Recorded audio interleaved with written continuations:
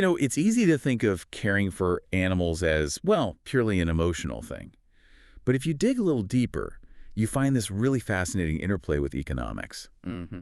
And today, we're really zeroing in on one specific area, the global market for equine diagnostic services. That's right. We've got this detailed report, and it really helps unpack how this market looks, right now and where it seems to be heading. Right. So our goal, really, in this deep dive is to pull out the important bits for you, give you a solid feel for its current size and its growth potential without getting totally bogged down in the data. Exactly. Think of it like getting some insider knowledge on maybe a niche, but still significant part of the animal health world. Yeah. This report, it's packed with info market size this year, projections out to, 2033, plus regional breakdowns, key trends. All the good stuff. Yeah, so we're basically here to guide you through it. Precisely. We'll focus on what really matters, help you see what's fueling this market and the direction it's taking.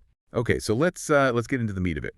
According to the report, in 2025, the global market for, diagnosing what's wrong with our horses is pretty substantial. USD $242.58 million. Yeah, that's a solid number. And if we look ahead, a few years, the projections show a pretty significant climb. Okay. By 2033, it's expected to hit USD $375.11 million. Wow. Okay. That's quite a leap, isn't it? To really get a handle on that growth, the report gives us this thing, the CAGR, compound annual growth rate. Mm-hmm. Between 2025 and 2033, that's sitting at 5.60%. Mm-hmm. The CAGR, the way to think about it is, imagine a racehorse just steadily getting faster, right, by a consistent percentage each year. Right, building on its previous speed. Exactly. That consistent percentage increase year after year. Yeah. That's basically what CAGR is showing for this market's growth. And what's really interesting here, I think, isn't just the numbers themselves, but what's driving them. Right. The report clearly points to the rising prevalence of equine diseases and injuries requiring diagnostic solutions. So there's a direct link. Yeah. More health issues needing diagnosis equals, a bigger market for the services providing those diagnoses. Makes total sense. Now let's shift gears a bit. What about different parts of the world? Where's the bulk of this happening right now? Okay, so the report shows North America is currently the dominant force. It accounts for over 40% of the global revenue. Over 40%. Wow. Yeah. Their market size in 2025 is estimated at USD $89.75 million. And they've got a projected CAGR of about 4.4% through 2033.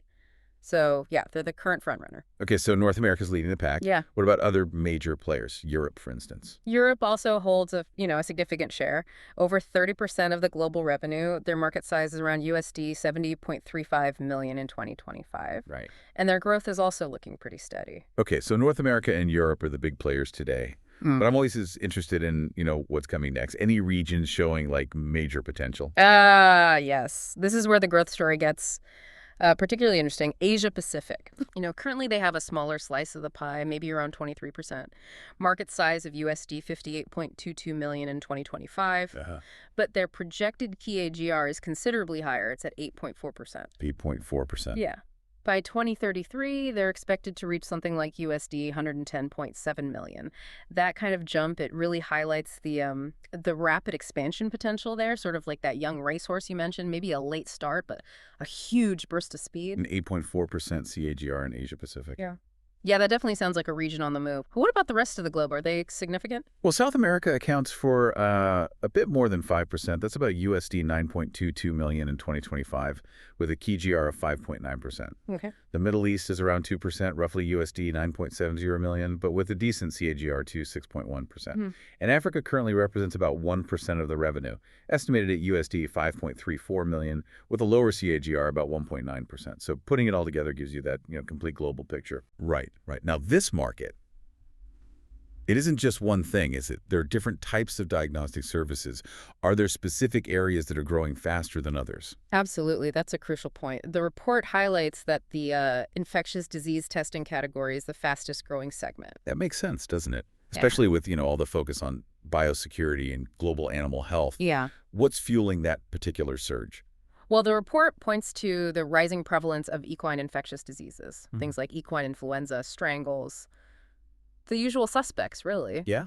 And on top of that, there's the increasing use of advanced diagnostic techniques, Yeah. things like PCR and ELISA. Ah, okay. So PCR, that's like amplifying the genetic material to find the bug. Exactly, yeah. Makes it much easier to detect even small amounts. And ELISA uses antibodies to spot proteins linked to an infection. They're just much more sophisticated tools. So better tools mean quicker, more accurate diagnoses. Precisely. And the report also stresses the growing importance of biosecurity measures in horse farms and equestrian events, which naturally drives demand for this kind of testing to keep things safe. Yeah, that follows. Okay, so infectious disease testing is definitely on the rise. Are there any other types of diagnostic services showing really strong growth? Yes, another area that's expanding rapidly is genetic testing, things like pre-implantation genetic testing and others. The report flags this as the fastest growing type of service. Genetic testing for horses. That's fascinating. Why the big increase there? What's the driver? Well, the main reasons are its ability to identify genetic disorders, assess hereditary traits, and enhance selective breeding programs. Ah, so it's really valuable for breeders. Hugely. But also for owners, it plays a key role in detecting inherited diseases, potentially improving horse performance, and just generally ensuring healthier offspring. So understanding a horse's genetic predispositions is becoming, well, increasingly important. Okay, so we've looked at the size, the growth, the fastest growing bits. What about the big picture? What are the main things really propelling this whole market forward? The engines, so to speak. The report lays out several key market drivers. First off, increasing investments in equine healthcare infrastructure and veterinary services. Right. More clinics, better equipment. Exactly. That increased availability is a big factor. Makes perfect sense. Better facilities support a bigger market. What else? Secondly, and we've touched on this, advancements in diagnostic technologies, things like imaging and molecular testing, as the tools get better and more accurate. People use them more. Precisely. Whether it's advanced imaging like MRI or detailed molecular tests, the demand just naturally goes up. Can you give us a concrete example? How are these tech advancements making a real difference? Sure. The report actually mentions the Royal Veterinary College, the RDC. They introduced a really state-of-the-art CT scanner, and this thing allows vets to get incredibly detailed images of parts of the horse's body that were, frankly, really hard to see clearly before. This leads to much earlier, more accurate diagnoses for all sorts of conditions. It's a perfect example of how better tech directly fuels market growth. That's a great illustration, yeah. And what's the third major driver mentioned? The third one is the growing awareness about preventative healthcare and early disease detection in horses. Ah, like in human medicine. Catching things early. Exactly the same principle. There's a growing understanding that being proactive, catching potential issues early, leads to better outcomes for the horse and often lower long-term costs for the owner. So it really sounds like the conditions are, well, pretty favorable for this market to keep expanding. But are there any potential roadblocks, any challenges? Does the report mention market restraints? Yes, it does highlight a couple of key limitations. The first one is the high cost of diagnostic procedures. This can limit accessibility, especially for, say, small-scale horse owners. Yeah, that's a really important point. Cost is always a factor, isn't it? It really is. Advanced diagnostics can be expensive, and that's a barrier for some. What's the other main constraint? The second one is the limited availability of advanced diagnostic equipment in rural and remote areas. The geographic disparity. Exactly. While investment is increasing overall, that cutting-edge tech isn't everywhere. Lack of access in certain regions definitely holds back growth there. Okay, so we've got the drivers and the restraints. Yeah. Now, looking ahead, what are the key market trends shaping how this industry is actually evolving day to day? Well, one major trend is simply the continued adoption of advanced diagnostic technologies, Yeah. molecular testing, imaging. It's ongoing. Right. As we discussed, PCR and ELISA are becoming standard for infectious diseases.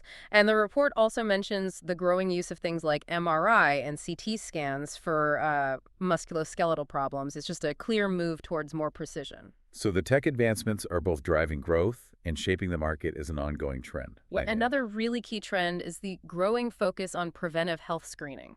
More proactive care again. Definitely. This is becoming much more common, particularly for valuable performance horses and in breeding programs. Think regular checkups, but also more use of genetic testing to spot hereditary traits before they cause problems. It's a real shift towards managing health proactively. It really does sound like a move towards more sophisticated, forward-thinking care for horses. It is. And the report actually gives a real-world example. The opening of Tennessee Equine Hospital East back in January 2025. They specifically expanded their advanced equine imaging capabilities. So tangible evidence of this trend playing out. Exactly. It shows that investment and focus are continuing to grow. Okay, let's just quickly revisit the regions. North America is the leader right now. Can you just summarize again why they dominate? Sure. The report boils it down to a few key things. Their advanced veterinary infrastructure, so the clinics and hospitals are already there. Then a high adoption of cutting-edge diagnostic technologies. They tend to embrace new tech quickly. Right. And finally, just a large population of performance and racehorses who often need these high-level services. Got it. Good infrastructure, early adoption of tech, and a large base of horses needing that level of care. That's the combination. And then Asia-Pacific, the fastest growing in terms of TAGR. Remind us of the drivers there. Yeah, Asia-Pacific is expected to make significant gains with the greatest compound annual growth rate, CAGR. And that's mainly down to the rising popularity of horse racing and equestrian sports in the region. Okay. That's coupled with increasing investments in advanced veterinary healthcare infrastructure to support it all, and also just growing awareness about preventative diagnostics among owners. It's really interesting how different factors drive the dynamics in different places. Does the report name specific countries that stand out? It does give a couple of examples. Within North America, it points to the United States as having a particularly large market size estimated at USD 70.82 million in 2025. Really underlines that overall lead. Okay, so the U.S. is a major driver within North America. What about in that fast-growing Asia-Pacific region? Any leaders there? Yes. In APAC, China is highlighted, holding a leading position with a market size of about USD 24.45 million in 2025, and importantly, strong projected growth. So China's clearly a key player driving that high regional CAGR. Okay, wow. We have covered a lot of ground here. The size, the growth, regions, specific services, drivers, restraints, trends. Let's try to boil it all down. What are the absolute key takeaways from this deep dive? I think the main points are pretty clear. We're looking at a substantial market over USD 240 million now, heading towards USD 375 million plus in the next decade or so. Right, significant growth. Definitely. And while North America leads currently, keep an eye on Asia Pacific. That's where the most rapid expansion is expected. And in terms of what services are growing fastest, it's really infectious disease testing and genetic testing leading the charge. So a healthy, expanding market overall, but with those key regional differences and specific service areas really taking off. Exactly. And it really underscores, I think, the increasing value being placed on proactive, advanced healthcare for horses worldwide. This has been really insightful. Such a fascinating mix of, well, animal welfare and straightforward economic forces. So thinking about all these trends, the growth, the amazing diagnostic tech we discussed, what future innovations do you think might have the biggest impact on how we manage equine health going forward? Ooh, that's a great question to end on. I think we'll probably see even more sophisticated point-of-care diagnostics tools you can use right there in the stable or field for immediate results. Instant results. Yeah. And artificial intelligence, AI, I suspect, will play a much bigger role in analyzing all the diagnostic data we're collecting, hopefully leading to faster, maybe even more accurate diagnoses. Makes sense. And maybe, further down the line, more personalized medicine approaches, using detailed genetic info, biomarker testing, really tailoring healthcare strategies to the individual horse. So many exciting possibilities, really. It's quite remarkable watching how economic factors are actually driving innovation that ultimately should mean better health for these incredible animals. Absolutely. Well, thanks so much for taking this deep dive with us today. My pleasure. And thank you for joining us as we explored the global market for equine diagnostic services. We really hope this gave you a clear and valuable understanding of this dynamic industry.